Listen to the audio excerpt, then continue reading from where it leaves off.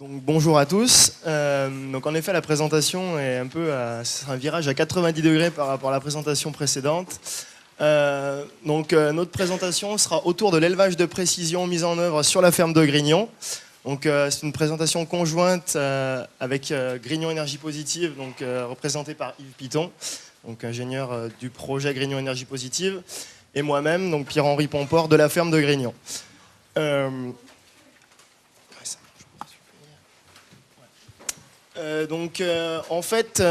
Notre présentation, l'idée de notre présentation est de vous présenter comment on met en œuvre l'agriculture de précision sur Grignon et le point de vue utilisateur que nous avons, utilisateur-éleveur, avec la spécificité de l'expérimentation que nous avons à Grignon. Donc en fait, cette présentation, nous allons la faire via un exemple qui est l'empreinte carbone du lait. Donc nous allons présenter comment nous faisons de l'agriculture de précision autour de l'empreinte carbone du lait. Voilà. Donc pour présenter rapidement la ferme de Grignon et Grignon Énergie Positive, donc la ferme a 4 ateliers, un atelier bovin-lait, nous parlerons plus spécifiquement de l'atelier bovin-lait, un atelier ovin-viande, des grandes cultures, de la transformation laitière, et une activité expérimentale transverse sur l'ensemble des ateliers, et plus principalement sur les vaches laitières, donc ce qui fait aussi l'objet de notre présentation. Ensuite, le projet Grignon Énergie Positive, pour faire très rapide, c'est un projet qui vise à optimiser la performance environnementale depuis environ une dizaine d'années, sur la ferme de Grignon notamment. Donc on restera sur la ferme. Voilà. Donc en fait, dans le cadre de Grignon Énergie Positive, on a identifié, il y a quelques années déjà, un besoin qui était de piloter la ferme de Grignon concrètement autour de la performance environnementale. Donc ça, c'est notre besoin. Et derrière ce besoin, il a fallu écrire, créer, trouver des indicateurs permettant d'y répondre. Donc ces indicateurs sont divers. Ils sont autour de l'environnement forcément, donc l'empreinte carbone, les GES, l'énergie, les flux d'azote aujourd'hui, mais aussi de la performance économique et sociale. Donc dans notre cas, on parlera uniquement de GES. Et étant donné la diversité des ateliers sur la ferme, ce pilotage est aussi fait sur l'ensemble des ateliers, donc il faut à chaque fois découper ces indicateurs par service, donc le lait dans notre cas. Et ce qui fait un petit peu la spécificité de notre pilotage environnemental, c'est que ce pilotage est mensuel, alors qu'aujourd'hui on trouve beaucoup d'outils de diagnostic plutôt que d'outils de pilotage sur ce sujet-là, qui sont des outils de diagnostic sur des pas de temps plutôt annuels.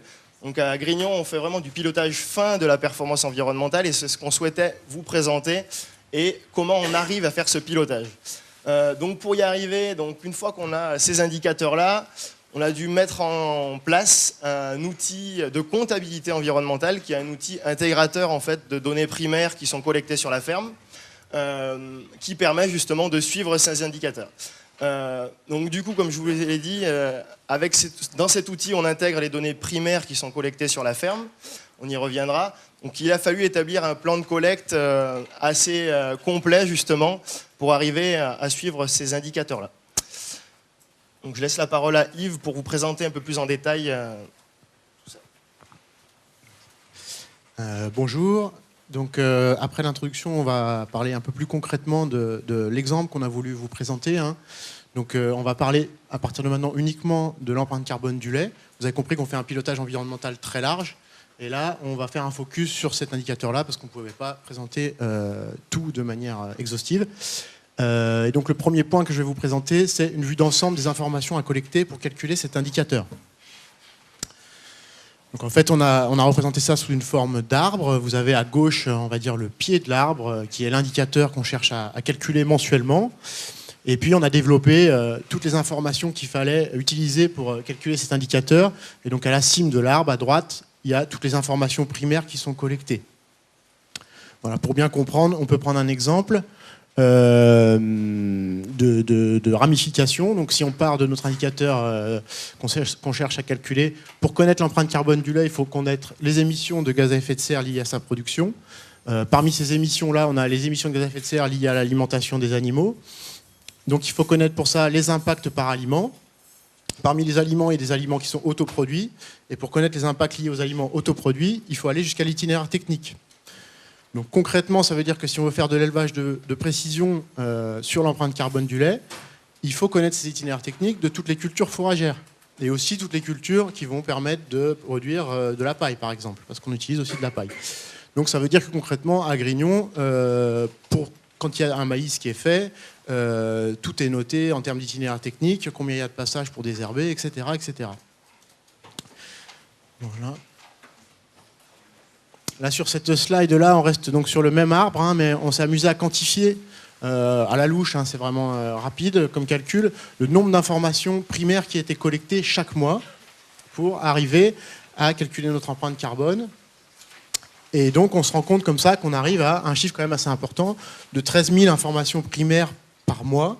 Voilà, ça donne aussi une idée de la diversité des informations primaires qui sont collectées, notamment en termes de fréquence de collecte. Il y a des choses qui sont collectées quotidiennement, comme par exemple la quantité d'aliments consommés, tout là-haut, 2300 informations par mois. Il y a des choses qui sont collectées de manière mensuelle, comme par exemple sur la qualité des laits, là. On a évidemment le contrôle laitier officiel, ça nous donne 340 informations par mois. Et puis des choses qui sont collectées de manière annuelle, comme par exemple tout ce qui concerne les itinéraires techniques, où là on a 60 informations par mois. Voilà, je pense que j'ai fait le tour là-dessus. Et je rends la parole à Pierre-Henri. Donc, je vais revenir sur quelques données primaires qui sont collectées par rapport à l'arbre que vous a présenté Yves. Donc, pour reprendre un peu le titre proposé, élevage de précision manuel. Parce que pour le moment, on n'a pas encore trop parlé de méthode de collecte et d'élevage de précision manuel. Donc, en fait, à Grignon, au vu de l'indicateur suivi, la mesure en tant que telle est une étape cruciale de notre indicateur. Et la question qu'on s'est posée avec Yves, c'est est-ce que élevage de précision égale automatisation de la collecte des données notamment, ou robotisation? Donc on va essayer d'y répondre via en fait 4 exemples de données primaires collectées.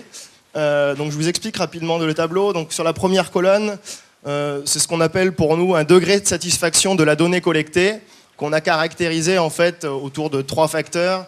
C'est le temps de collecte, le risque d'erreur de la collecte et la pénibilité de la collecte de manière générale. Donc on est satisfait plus, on n'est pas satisfait moins, tout simplement. Après, on a caractérisé notre collecte sous 2 modalités, une collecte manuelle et une collecte automatisée. Donc si je prends un exemple très simple, la collecte automatisée pour le poids vif des vaches laitières ne nous satisfait pas. Donc je vais revenir en détail sur ces 4 données mesurées et les caractériser. Donc la première, on va parler de la collecte qu'on peut faire manuellement sur la ferme, donc d'où l'élevage de précision manuelle. Donc, cet exemple-là est le fuel consommé pour la distribution de la ration, donc, qui représente une grosse part du fuel à Grignon, étant donné notre système d'alimentation où l'ensemble des animaux sont en bâtiment une bonne partie de l'année quand même, notamment sur le troupeau laitier, et en système ration complète mélangée. Donc on a une grosse consommation de fuel. Donc là, sur ces données-là, on a une donnée tout simplement par plein de tracteurs, soit environ 15 données par mois, qui sont concrètement, pour être très terrain, notées sur un papier à côté de la cuve à fuel. Donc ce qui fait qu'on a une seule modalité. Et pour l'utilisateur qui est le vacher, entre guillemets, cette donnée, finalement, collectée manuellement, est très satisfaisante. Et l'automatisation ou la mise en place d'un capteur pour cette donnée-là, nous n'y voyons pas forcément d'intérêt. Donc c'était un peu l'objet de nos propos sur cet exemple-là. Le deuxième exemple autour de la collecte manuelle. Donc aujourd'hui, l'ensemble des fourrages ou aliments ingérés par les animaux du troupeau laitier sont collectés manuellement. Alors, pour reprendre un petit peu le nombre de données qu'on a par mois, on a une donnée par fourrage ou par aliment concentré, par lot et par jour. Donc mensuellement, on a 30 jours, on a entre 10 et 15 lots d'animaux sur la ferme, entre les génisses, les vaches taries, les vaches laitières et les vaches en lactation en essai, et 5 à 7 aliments, sachant qu'on peut en avoir beaucoup plus. Donc ça nous fait 2300 données par mois qui sont collectées manuellement, saisies manuellement par l'utilisateur, qui est le vacher qui fait la ration. Donc autant de risques d'erreurs possibles et de temps passé à collecter l'information. Donc finalement, cette collecte manuelle ne nous satisfait pas forcément aujourd'hui, donc nous réfléchissons un petit peu à l'automatiser. Sachant qu'au milieu de tout ça, on a une contrainte que sont les facteurs expérimentaux. Nos rations changent en permanence avec les essais, puisque le troupeau de vaches laitières en lactation est en permanence en essai, entre 2 et 4 lots d'animaux, avec un changement de ration toutes les 10 à 15 semaines, grosso modo. Donc ce qui complexifie un petit peu cette collecte.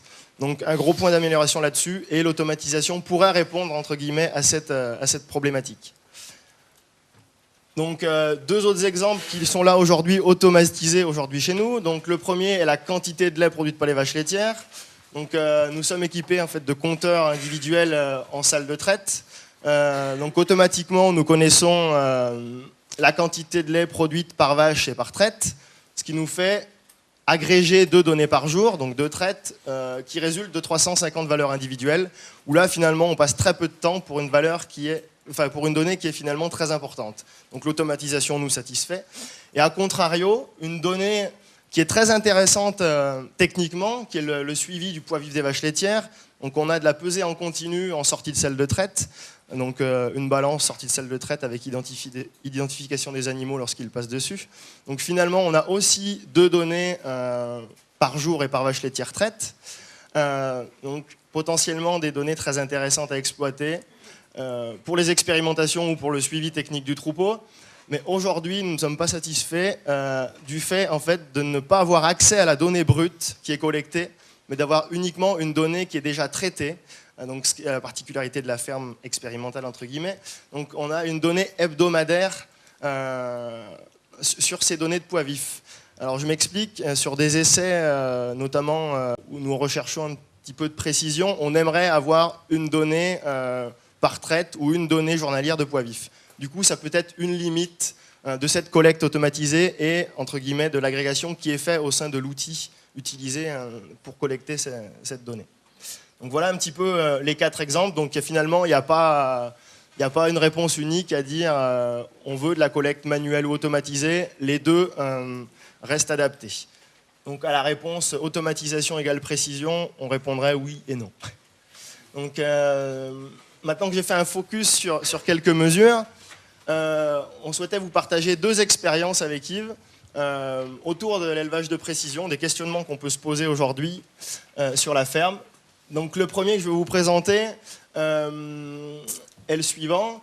Donc on s'est posé la question suivante, c'est comment caractériser finalement l'importance de la donnée dans le processus de collecte.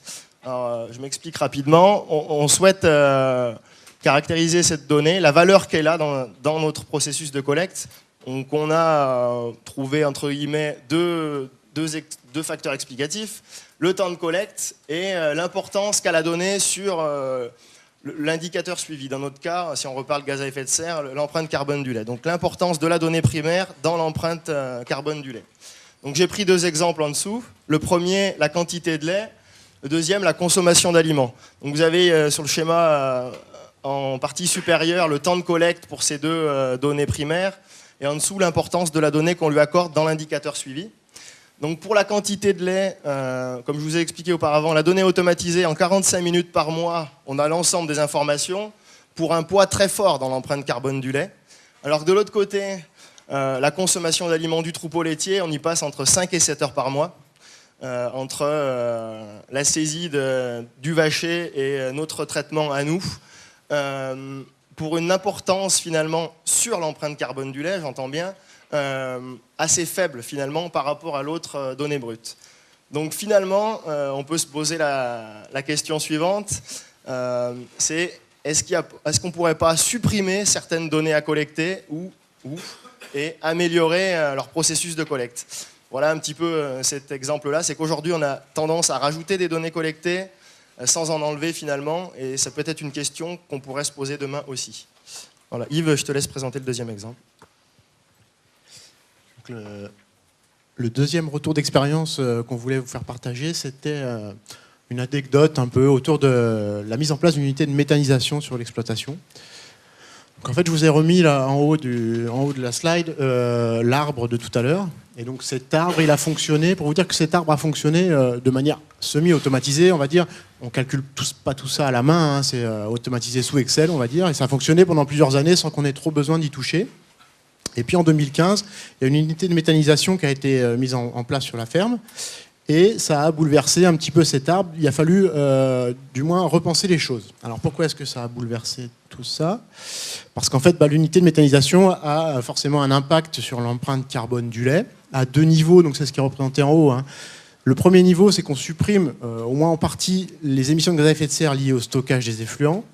Et le deuxième niveau, c'est que comme on produit un biogaz qui, dans notre cas, est consommé sur place dans notre atelier de transformation laitière, on génère des économies de consommation énergétique.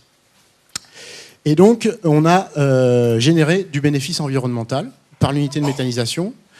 Et ce bénéfice environnemental, il se trouve à l'interaction entre deux ateliers, entre l'atelier des vaches et l'atelier de transformation laitière. Et derrière, il se pose une question toute bête, comment on répartit ce bénéfice environnemental entre les deux ateliers? Donc là, c'est un choix humain, un choix d'allocation qu'il a fallu faire. Et donc, dans notre cas, on a décidé d'allouer 100% de la suppression des émissions de gaz à effet de serre au stockage aux vaches.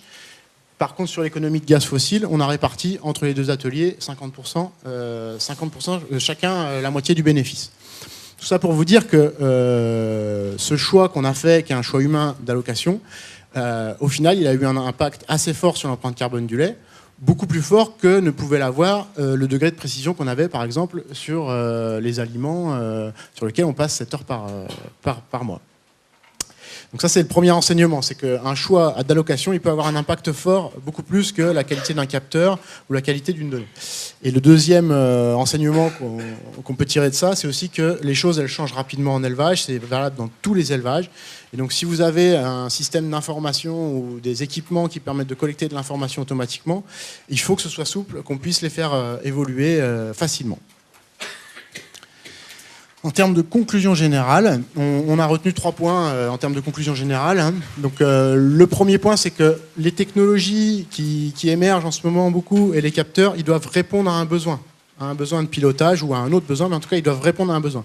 Il faut bien mettre les bœufs avant la charrue. Il ne faut pas prendre le capteur sans savoir à quoi il va servir. Le deuxième point qui nous a semblé intéressant de souligner, c'était le fait que le choix de la donnée à collecter était important. Dans le sens où une donnée n'a pas forcément de valeur. Et donc, il y a un compromis à trouver entre l'énergie qu'on y consacre à collecter une donnée et l'intérêt qu'elle a. Et le dernier point, c'est par rapport au fait que les choses évoluent. Donc, un indicateur, un jour, n'est pas un indicateur toujours. C'est ce que je disais, hein, qu'il faut absolument qu'il y ait des systèmes d'information et des outils de collecte d'informations qui soient souples et évolutifs pour pouvoir répondre aux évolutions des systèmes, parce qu'on est dans des systèmes qui bougent tout le temps. Voilà, j'en ai terminé. Merci.